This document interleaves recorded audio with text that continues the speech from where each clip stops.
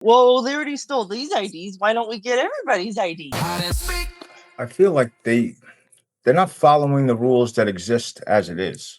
So it's not even like we need a solution because there's already solutions that exist. They just don't pay attention to the rules that are here and are just kind of running everybody over by going through private businesses. So we click these Clickwrap agreements, and it's like, okay, we have no rights. In order to use this software, you have no rights. Or if your neighbor's using this software, you don't know that it's spying on you. So I think a lot of it is comes down to these Clickwrap agreements that we're like kind of forced to. You just sign it. Nobody's reading these things. I know Aaron Day said he made some sort of AI that's parsing the Clickwrap agreements and breaking down like what we're actually agreeing to every time we, or you can just load it up like a new Apple feature. What's the agreement I just saw? You throw it in there, and these things are horrifying because you're really just like, all right, just surveil me 24 hours a day and my, I don't know, like 24 feet around me at all times. Now, obviously, that's not every agreement we sign, but basically, I mean, it's really not much different than that. The government doesn't need to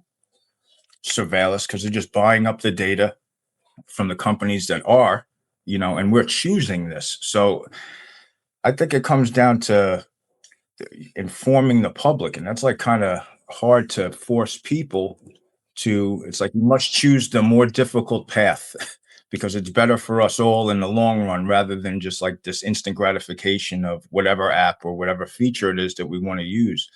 Even, like with the Discord thing we were talking about before, they've made some of these solutions so simple that it's hard to even wean yourself off when it's like, oh, this isn't the greatest. This isn't the greatest for me in the long run, but for right now, like, fuck it. There's no other real way to maneuver around it. So I need to leverage this technology for me right now.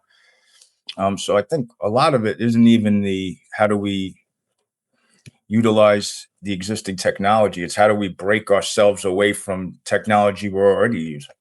Not introducing Yes. something new, perhaps, but weaning ourselves off of stuff we're already using. And that's I'm glad you brought that up. It's one of those things that I have to make this decision now. Like I have a week or two to move my communities from Discord into a new realm and a new platform. And that's the thing, we've seen this stuff over time and time again. How many times did Facebook change their EULA? I didn't even know what EULA was back in the day. And it's it's the acceptable user agreement, right? And it's like, why is this acceptable? It's not. And they changed it so many times, but it's like, wait a second, my family and my friends are all on Facebook. I can't just ditch this because it's all they know now. Well, and in my life too, I feel like I'm trying to use Google Maps less, right? But I'm trying to go to my friend's house or to the store or something. I'm trying to just, I know how to get there. It's going to be 2 lefts down the highway and 1 right. And then I'm at where I need to go. I don't even need listening to the AI to tell me everything that I need to do.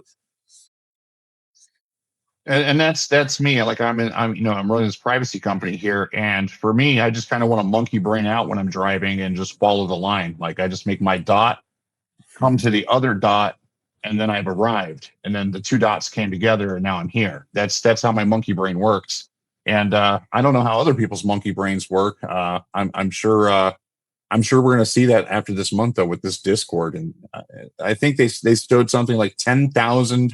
It went up. The search results for alternatives to Discord went up 10,000%. So it seems like we're being further divided, with additional division added into us, because now the people that aren't about this bullshit with IDs and biometrics, they're going to go look for stuff elsewhere while other people stay and while other people just leave altogether. And there's a whole website now too. It's discordless.com. And that's okay. Some guy who came up with all of the options other than Discord. Good. And then I'm sure he's going to profit very well off of this, coming in this upcoming month as well. And Susie, I think you brought it up to me too. It doesn't seem like they're trying to divide us all so that we can't speak to each other, and let alone speak to each other securely. That's what I've been saying, is that this feels like just like I've seen this several times where division happens the community breaks up. Not everybody makes it over to the whatever next chat or side, and it just creates a breakdown in communication, keeping in touch with people. Like you said, Facebook, people want to stay on Facebook because, like for me, Facebook has our neighborhood happenings going on, and if something's going on, it's important to know. And it's going to be more division, and it's almost like they're trying to prevent us from congregating, and having a group and a voice that is in a group, because you're when you're in a group, you make more of a difference. I And agree with especially that. somewhere you can feel comfortable too. Absolutely. You go on Discord, they want your With the ID, they want to record everything. It's like, that doesn't make anybody feel comfortable. And the data gets stolen. It already got stolen. Already Clearly. had IDs stolen. Why do it to everybody now? They're like, well, they already stole these IDs. Why don't we get everybody's IDs?